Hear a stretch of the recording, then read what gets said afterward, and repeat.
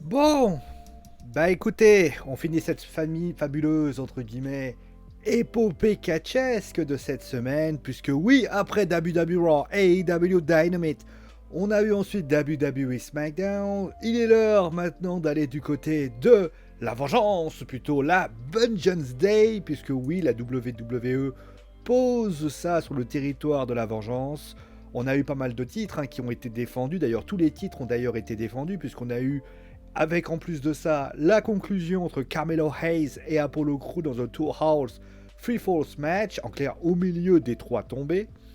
Et donc la question c'est est-ce que les matchs qui ont été proposés, parce que là on part plus dans un show hebdomadaire, on parle littéralement de show en pay-per-view, et là ça change totalement la donne, il faut mettre le feu, il faut être fort, et c'est la question qu'on va se poser, est-ce que NXT a mis le feu? Et donc dans ce second pay-per-view, je parle pas Wrestle Kingdom, bien évidemment, il se mit à part, puisque j'ai pas eu le temps de tout le regarder, mais je parle bien évidemment de NXT, de Royal Rumble, et donc de tout ça. Est-ce que NXT a frappé tellement fort que finalement ça a fait mal à tout le monde? C'est ce qu'on va savoir justement dans ce débriefing. C'est l'heure, et oui, de ce débriefing de la WWE, avec donc, et oui, que je vous le donne en mille. Nous allons tout de suite aller du côté du North American Champion, qui a eu lieu donc, et donc nous avons eu un match entre Dijak et Wesley. Wesley qui a gagné et qui a donc conservé sa ceinture après un kick dévastateur sur la tête. A noter bien sûr que Dijak s'est fait distraire par Tony D'Angelo et son alcoolite, et pas son alcoolique bien évidemment, humour quand tu nous tiens. Match assez agréable, enfin match, on dirait que le match a été globalement, en fait, ils ont voulu faire en sorte que ce match, on avait le truc classique finalement du, je vais vous enlever cette fenêtre là, voilà, on avait typiquement le match classique du High Flyers qui prend plein la gueule, et c'est ce qui s'est passé, donc il a pris énormément de coups, Wesley, au final il a gagné. C'est vrai que j'aurais peut-être aimé plus de prise aérienne, plus de si, mais d'un côté, ça ne m'a pas dérangé, entre guillemets. Il faut avouer que moi, je voyais vraiment la victoire de Dijak. Après, il y a eu l'intervention de Tony D'Angelo, qui n'est pas non plus une mauvaise intervention, puisqu'il permet notamment de faire, entre guillemets, offrir une petite crédibilité à Dijak. En clair, c'est pas lui qui a perdu, c'est finalement ce qui s'est passé. On parlera d'ailleurs de ce qui s'est passé avec Apollo Crew. Mais concrètement, voilà, match, je vais pas dire agréable, clairement. C'est pas le grand opener que j'ai voulu, mais au vu de la construction qui a été proposée, c'est un peu la construction que j'imaginais, et au final, cela s'est fait tout purement et simplement. D'ailleurs, ça confirme peut-être le fait que ce que je disais à SmackDown, peut-être que je suis un peu trop, pas expérimenté, mais à partir du moment où tu sais, c'est comme j'ai toujours dit, quand vous connaissez quelqu'un un peu trop bien, au final, vous arrivez à anticiper ce qui se passe et la surprise n'est plus possible. Encore une fois, je reste toujours dans l'expectative, mais là, Wesley qui gagne contre Dijak, par contre, c'est vrai que ça m'a un petit peu surpris, faut quand même l'avouer. Je m'attendais vraiment à ce que Dijak gagne au vu de ce qui allait se passer, mais là, il y a eu cette distraction. D'ailleurs, Dijak n'a pas hésité à faire d'ailleurs ce petit mouvement avec, avec pas la chaise roulante, mais la chaise en question, la chaise de bureau. Clairement, c'était sympa. Il y a eu évidemment des big boots bien placés. Euh, Wesley a quand même réagi quelques fois, mais on a bien vu que l'idée était vraiment le truc classique pour ainsi dire. Bon, après la victoire de Wesley, bon, elle est bien, elle est sympa pour ainsi dire. Le second match était donc pour le titre par équipe féminin de NXT. Alors, Katana Chance ont-ils réussi finalement à aller jusqu'au bout des choses? Eh bien non, puisque Fallon Henley et Kenna James ont réussi à arriver les épaules au sol. Alors c'est vrai qu'elle retient les jambes, James, concrètement de Kaden Carter. Encore une fois, ça peut être discutable, mais voilà, la victoire a été faite, les couronnements des nouvelles ceintures ont été faites. On notera d'ailleurs, alors je m'y attendais quand même un petit peu à cette victoire. Pourquoi? Parce que de mon point de vue, je partais du principe que pour ce qui s'agit de Vengeance Day, je me disais, ils sont en train de booker un truc avec notamment les filles, etc. Comme quoi, il est. Alors, j'ai plus leur nom, c'est Brooke Jensen, je crois, qui sont présents. À partir du moment où tu mets en place quelque chose, il faut aller jusqu'au bout. Et forcément, il y a eu ce petit rivage des épaules au sol qui ont été faites et forcément ça va apporter de la crédibilité, ça va apporter de la qualité finalement à ce moment. Et donc forcément, et ben voilà. Après, c'est vrai que bah, Katana Chance, en tout cas le match était très très bien. Franchement, le match était cool. Le match était de très très bonne qualité et moi j'ai pris beaucoup de plaisir à suivre ce match qui était très dynamique, qui était très sympa. Très très bon match par équipe qui a été proposé pour les lutteuses féminines qui ont livré une prestation de haute volée. Les 4 lutteuses ont livré une très belle prestation de haute volée et ça il faut le signaler. Ensuite, eh bien, pour le troisième match, on va en parler de ça. On va en parler parce que c'est vrai que ça a été une discussion. C'est vrai que tout le monde s'y attendait peut-être pas. Bon, en tout cas, moi, je m'y attendais. Enfin, je m'y attendais. C'est ce que je disais notamment sur le fait que je connais un petit peu les arcanes du catch. Parce que, pourquoi? Alors, on va commencer avec la victoire d'Apollo, de Carmelo Hayes contre Apollo Crew avec un score net 2-0. Alors, certaines personnes trouvent ça sévère, sans doute. Ils doivent se dire, putain. Mais après, il faut pas oublier qu'Apollo Crew est dans une optique de mettre en avant le petit Carmelo. Et forcément, eh bien, il est obligé, voilà, de pouvoir être ainsi. Il faut quand même avouer une chose, il perd pas non plus. Il a quand même livré une prestation agréable. Et puis, de toute façon, il faut mettre en avant Carmelo Hayes parce que si peut-être lui et peut-être celui qui va aller du côté du NXT. D'ailleurs, on voit notamment la rétrospective lorsque eh bien, tu as le début, c'est-à-dire que tu as cette fameuse moment où tu as, Trent Williams qui explique des choses. Je pense, en tout cas, qu'on va aller vers le NXT Championship. Ça y est, hein, Carmelo va sans doute se diriger vers là-bas, d'où le fait qu'on va avoir ce moment-là. Maintenant, pour ce qui s'agit du reste, parce qu'il y a le reste également. Je pense que 2-0, c'est au vu du statut de Apollo, je trouve ça quand même globalement logique. En plus, il n'est pas mis de côté puisqu'il aurait une nouvelle rivalité qui va être mise en place. Et on va en parler de cette rivalité, puisque pendant le match, il y a eu l'intervention du fameux Daba Kato, donc on appelait aussi le commandant Aziz, qui était présent, donc le pote à Apollo Crew. Et donc finalement, ça n'a pas suffi. D'ailleurs, quand j'ai vu l'intervention de... Ça aussi, ça c'est bien. Voilà, ça c'est un truc qui pouvait me surprendre. J'ai vu Dabakato apparaître. Je me suis dit, bah peut-être qu'ils vont le faire apparaître. Et au final, peut-être qu'il va y avoir un partout. Trent Williams et Dabakato vont se barrer. Et au final, bah, il va peut-être y avoir un partout, un match 1 contre 1 qui pourrait être intéressant. Et au final, eh ben, il y a ce qui se passe après. C'est-à-dire que Kato aide Apollo Crew à se relever et à ce moment-là, il l'attaque. Alors, je vais être très honnête avec vous. Là, c'est encore une fois, par contre, c'est l'expérience qui parle. Parce que pourquoi? On voit notamment que oui, je me gratte la main, ça me gratte. Je sais pas ce que j'ai là. J'ai un petit gratouille là. Ouais, j'ai une petite irritation. Oh, ça a irrité, c'est irrité là, c'est irrité.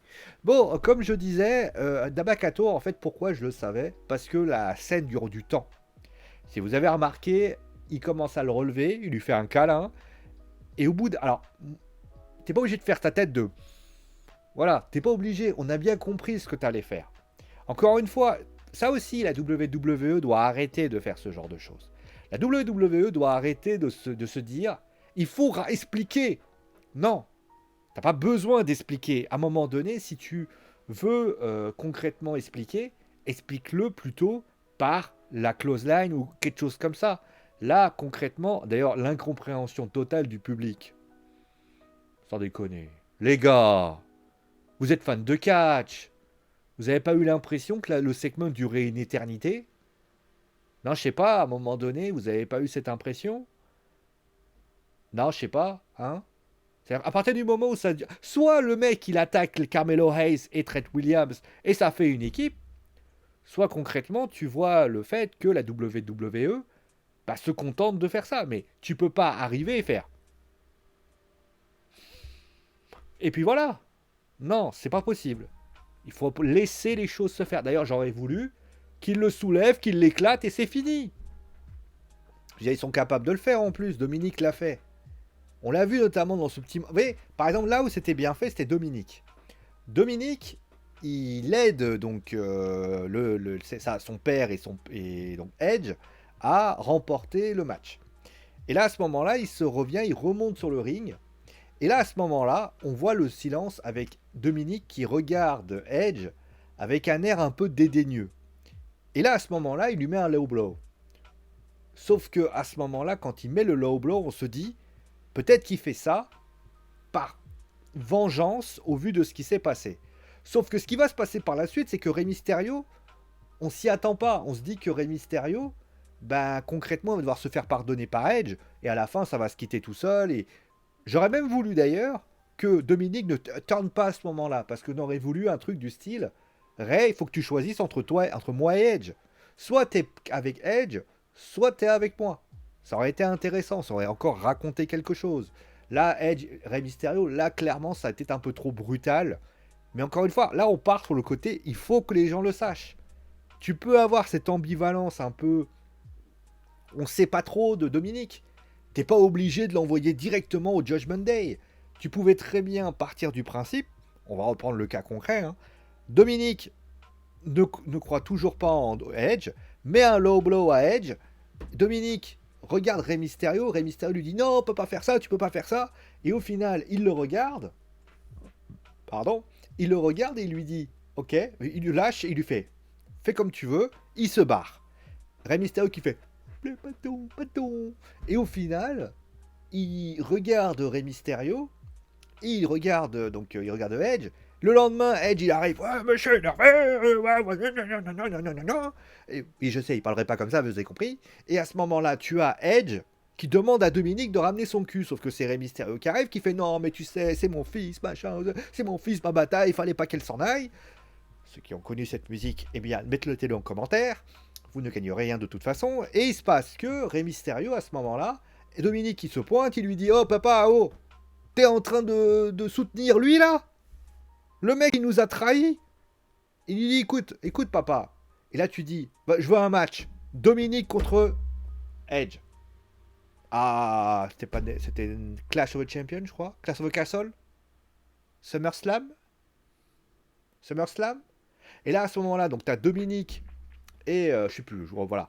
Dominique et Edge, et t'as Rey Mysterio qui lui dit non mais écoute mon gars, faut que tu choisisses ton camp. Soit t'es avec ton fils, soit t'es avec ton pote. Tu choisis comme t'as envie. Et là tu vois Rey Mysterio qui fait oh là là mon dieu je dois choisir, parce que Rey Mysterio fait toujours ça de toute façon. Et au final, et ben à la fin, lors du moment, tu vois le Judgment Day qui tourne autour, qui regarde ça et qui dit tu te rends compte à un moment donné Dominique, il vient pas t'aider, il vient pas te donner un coup de main. Sans déconner, c'est la loose, voilà. Pour revenir à Dabakato, c'est un peu le pareil. T'es pas obligé de nous le montrer, frappe-le. Voilà. Bon, maintenant que j'ai dit ça, alors qu'il y a une sonnerie de... Voilà, pour ainsi dire. Bon, allez, on continue avec les filles qui étaient aussi à l'honneur, puisqu'il y avait Roxanne Perez, qui était présent, bien évidemment. Alors, pour Roxy... Ah non, pardon. Ah oui, j'ai oublié, il y avait Gallus d'abord qui a remporté leur ceinture. Super match, franchement super match entre. Bravo d'ailleurs à la Chase University quand même, hein, André Chase et son acolyte, donc Duke. Alors je vais juste dire une chose, Duke Hudson, alors j'ai rien contre lui, hein, mais quand je l'ai vu à un moment donné, j'ai un petit fronçage de sourcil, et là je me suis dit, putain ils vont pas en faire un Eugene. À un moment donné, il fait 2 prises, c'est Eugene. J'ai dit non. Oh non, ils vont pas faire un Eugene. Je veux dire, Eugene, c'était rigolo. Mais de vous à moi, je trouve ça des nuls. Encore les Pretty Deadly, vous aimez pas, mais les Pretty Deadly, pourquoi c'est comme ça? Parce que d'ailleurs, quand ils remettent la table des commentateurs, c'est hilarant, parce que Gallus la cache juste après. Mais de vous à moi, quand je vois la Chase U, je vois Hudson qui fait... J'ai fait, oh là là, non, tu vois, fais pas ça, s'il te plaît. À un moment donné, il fait une figure 4. Je me suis dit, putain, il va faire une Ric Flair. Je me dis, il va faire un pedigree. Non, fais pas ça. S'il te plaît, fais pas une Eugene. Alors, j'ai rien contre Eugene, hein, c'est quelqu'un de sympathique. Si je le voyais, il est très très sympathique. Sauf que ça va pas. Il y avait un Eugene, pas deuxième Eugene. Enfin bref, voilà. Après, c'est vrai que Duke Hudson, on sait pas trop quoi ce qu'il veut faire. Bon, bref. Et là, à ce moment-là, donc, on va quand même tirer les êtres de noblesse quand même à la Chase U qui a été plutôt un bon. On va parler quand même quand même aussi quand même de Gallus qui a été très bon. Les Pretty Deadly qui ont été intéressants aussi. Ce sont les New Day qui n'étaient pas là. Alors après, peut-être que Xavier Wood était un peu blessé. On a vu Kofi Kingston pas mal. Xavier Wood, peut-être qu'il était encore blessé, ce qui peut expliquer pourquoi on l'a moins vu. Mais en tout cas, le match était cool. Franchement, le match était cool. Et j'ai trouvé que voilà, il y avait un énorme chaos présent sur le ring, avec plein de prises dans tous les sens. Et j'ai envie de vous dire, bah, c'est ce qu'il faut, et ça, c'était cool. Après cela, on a eu donc Roxanne Perez, qui a donc débattu les Toxic Attraction, Gigi Dolin et Jessie Jane. Bah, on a envie de dire, bah bravo. Bravo à la WWE, voilà un truc qui était sympa. Voilà quelque chose qui était sympa. Parce que la WWE, là, m'a surpris. Alors pourquoi elle m'a surpris? Moi, je m'attendais, pour que vous compreniez qu'est-ce que j'attendais, je me suis dit, ils vont faire quoi? Ils vont faire que Gigi Dolin et Jessie Jane, ils vont faire leur match. Roxanne Perez va embrasser le sol toute la journée. Et à un moment donné, il va y avoir un tombé. Et l'autre va faire, pourquoi tu fais tomber? Oui, je sais, je fais porciner quand je fais ça. Et là, à ce moment-là, il y aurait eu bataille. Parce que c'est toujours comme ça. Sauf que là, c'est pas ce qui s'est passé. C'est pas ce qui s'est passé. C'est-à-dire que à un moment donné, il y a eu des interventions de... Alors, je crois que c'est Gigi Dolin, ou non, je crois que c'est Jessie Jane qui fait des trucs à Gigi Dolin. C'est-à-dire que quelquefois, voilà, à un moment donné, à l'extérieur, je crois que c'est Gigi Dolin, il y a Roxanne Perez qui veut mettre un tacle, l'autre, elle le met à la place, et à ce moment-là, ça part. Voilà. Ça, c'est intéressant. On sait que la WWE, ils vont pas faire miroiter le truc. Et ils savent tout ça. Et bah c'était cool. Parce que là, on n'est pas sur un truc à la con en mode... Parce qu'il y a eu des moments comme ça au niveau des équipes. Souvent, les deux, oh bah on est copines, on est copines, on est copines. Là, non. Les meufs, elles étaient en équipe. Direct, tu sais que les deux, elles vont se mettre des bisbilles. Et voilà. Et moi, je m'attendais pas à ça et je suis surpris. Et surpris agréablement pour une fois. Parce que des fois, ça peut être désagréablement. Mais en tout cas, je suis super content en tout cas de ce qu'ils ont proposé. Je suis même content de ce qu'ils ont fait. Et on peut être heureux de ce qu'ils ont proposé. Après, notamment, il y a aussi la Dolin qui traverse sur une table. Il y a notamment des très très bons spots, notamment avec plein de choses. Notamment, ils ont décollé dans tous les sens. L'utilisation des tables, de la table aussi, voilà, c'est intéressant, c'est original. C'est parti un peu dans tous les sens avec notamment des prises à l'extérieur, des prises à l'intérieur. Ça aussi, c'est cool.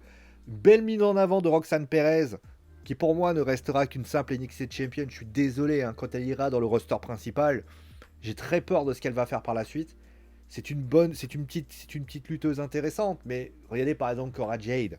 Cora Jade est quand même plus charismatique qu'elle, pourtant pour l'instant elle est mise en retrait. Pourquoi elle est mise en retrait, ça j'ai pas d'explication pour vous dire. Mais en tout cas voilà ce qu'il en est. Et enfin on va terminer avec le dernier en date, le main event, Braun Breaker qui faisait face donc à Grayson Waller. Alors c'était pour un match en cage. Je dois déjà avant de commencer, je tiens à signaler que je ne suis pas un très grand fan des matchs en cage. Voilà, je suis pas un très très grand fan. Alors il a été indiqué que le tombé, la soumission, le match devait gagner par tombé ou par soumission lors du kick-off. Pourquoi? Pourquoi Pourquoi vous avez eu besoin de le dire? Moi franchement, j'ai pas compris. Qu'est-ce qui fait que vous n'avez pas pu... Après, il va me dire, oui, mais non. À ce moment-là, tu fais un Hell in a Cell. Voilà, ça aurait été logique. Tu fais un Hell in a Cell. Tu vois, Shawn Michaels, il fait, écoute, moi je connais une cage qui, pour ainsi dire, va vous faire régler le problème.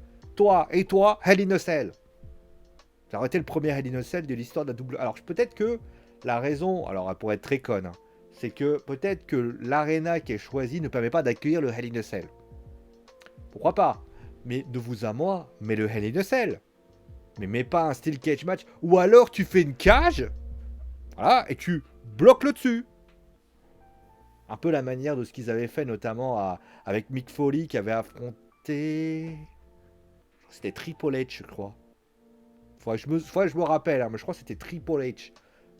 Et ils avaient bloqué la porte avec plein de cadenas. Et à ce moment-là, qu'est-ce qu'il avait fait Mick Foley parce qu'on voulait pas qu'il sorte. On voulait pas qu'il sorte. Parce qu'il avait fait toujours des conneries quand il sort. Et bah qu'est-ce qu'il avait fait? Il avait cassé la cage, il est sorti par un autre côté. Voilà. et bah ça aurait été fait. Là, non. Pourquoi tu peux pas? Après, très clairement, le match était cool. Le match était cool, le match était sympa. J'ai vraiment adoré. Franchement, le match était sympa, même si j'aime pas trop cette stipulation. Je la trouve. Alors, le fait d'avoir retiré ce côté, je monte sur la cage, pourquoi pas. Mais c'est vrai j'aime pas les matchs à emprisonnement. À part le Hell in a Cell, j'aime pas trop les matchs à emprisonnement parce qu'en général, bah, t'es limité par ton environnement. Et ça, je suis pas trop fan. Mais sinon, le match se regarde, le match est cool. Et au final, bah, on a quand même pris du plaisir. Le final était assez cool aussi, où tu vois notamment Braun Breaker qui explique un petit peu les choses à Grayson Waller. Il y avait Cora Jade, j'ai l'impression, dans le public à un moment donné. Je sais pas ce qu'elle foutait là, lorsque Braun Breaker est arrivé. Est-ce que Braun Breaker lui a dit... Parce que vous savez, les deux sont en couple, hein, pour ceux qui ne le sauraient pas. D'ailleurs, il y a quelque chose qui s'est passé par la suite. Il y a Grayson Waller qui est venu provoquer Shawn Michaels. Est-ce qu'il va y avoir quelque chose entre... Alors, je pense pas que Shawn Michaels va relutter, mais est-ce que c'est aussi une petite moyen aussi, là, Grayson Waller, de provoquer Shawn Michaels? Est-ce qu'on peut imaginer peut-être Shawn Michaels se faire attaquer par... avec un retour de Triple H? On sait que pour l'instant, Shawn Michaels dirige, storylinement parlant, même s'il est un peu en train de faire des trucs, du côté de ça. Est-ce que, pour ainsi dire, il va se faire attaquer pour finalement lui permettre de prendre un peu de repos? Même si je pense pas que Shawn Michaels travaille énormément en termes de intervention télévisuelle, mais il est là, et peut-être qu'il a envie de prendre quelques jours de vacances, je sais pas. Mais voilà, c'est peut-être une raison. Après, ça va lui créer du hit, Grayson Waller. En tout cas, Grayson, il est intéressant et ça, c'est pas mal. Voilà. Bon bilan finalement de ce show. Je dirais que ce show était bien. Ce show était bien. Franchement, il était cool. Après, j'ai une question à vous poser. C'est pas pour vous embêter, c'est pas pour faire le rabat-joie, etc. Je peux vous poser une question et vous êtes libre de me répondre en commentaire en dessous. Est-ce qu'un pay-per-view, ou un PLE comme ils appellent ça maintenant, est-ce qu'on se contente du c'était cool? Parce que tous les matchs se regardent. Tous les matchs sont intéressants. Tous les matchs, moi j'ai pris du plaisir à les suivre.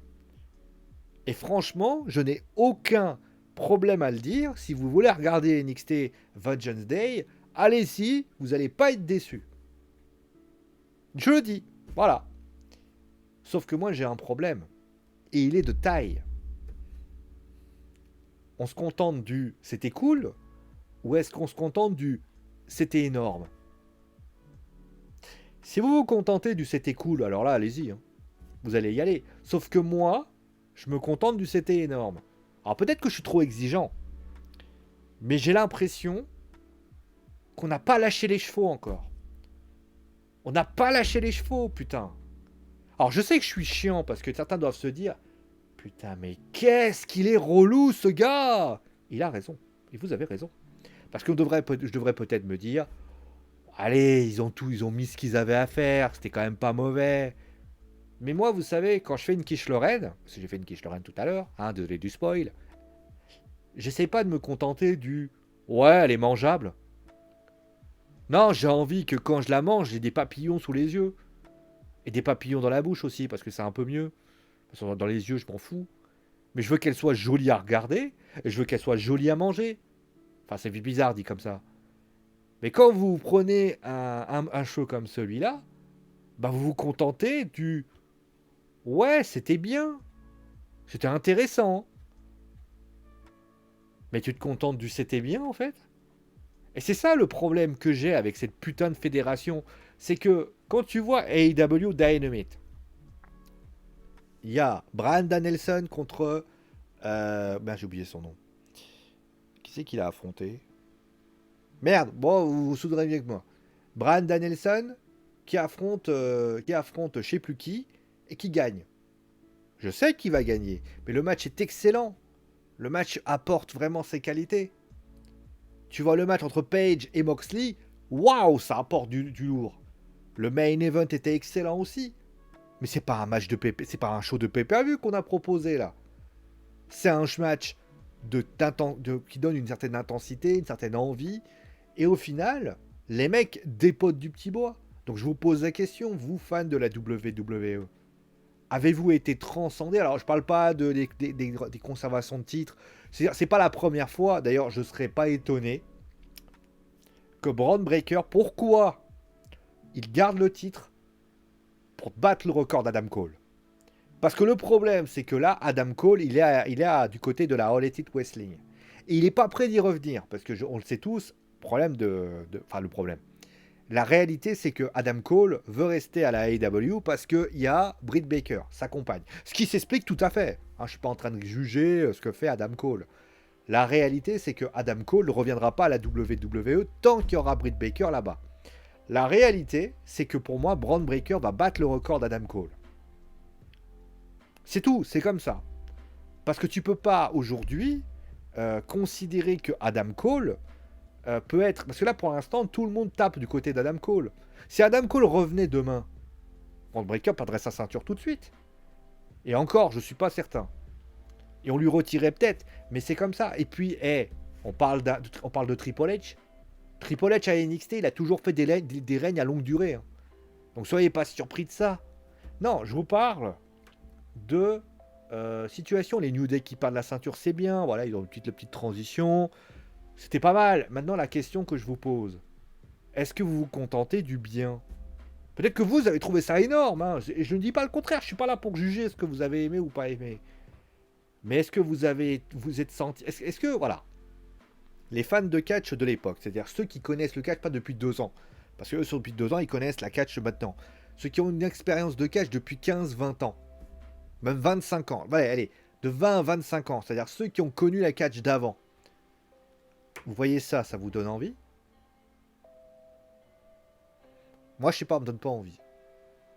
Parce que celui qui connaît le catch depuis 2015 ou 2012, bah il se dit, ouais, c'est sans plus, quoi. Par contre, celui qui a connu le catch depuis 2002, ah là, lui, il va peut-être un petit peu avoir un esprit critique. Voilà. Bon, après, peut-être que vous avez aimé, je dis pas. Bon, putain, il m'a rasé au rat quand même. Hein. La vache. C'est vrai que... Regardez pas. Bon, bref. Ouais, bah écoute, je suis vieux. Hein. Allez, vous emmerde. Allez, bisous tout le monde en tout cas. On se retrouve très vite pour une nouvelle vidéo sur Wrestling Football. Je vous rappelle bien évidemment que... 2-0 pour Nice. Ah oui, but de Sofiane Dop et de Gaëtan Laborde. Allez, prenez soin de vous, amusez-vous bien. Et on se retrouve très très vite pour un nouvel épisode. Mettez bien sûr des commentaires pour me dire ce que vous avez pensé du show. Mais n'hésitez pas à me dire ce que vous pensez aussi de ma coupe de cheveux. Même si je vous jure, si vous dites quelque chose, je vous tirerai en plein cœur. Et pour information, on se retrouve très très vite pour un nouvel épisode. D'ici là, portez-vous bien. Gros bisous tout le monde. Mettez un pouce bleu, abonnez-vous, partagez cette photo à vos potes, cette vidéo à vos potes. Si vous êtes fan de catch, vous savez quoi, c'est mon animaux parce que je l'ai dit. Ciao tout le monde!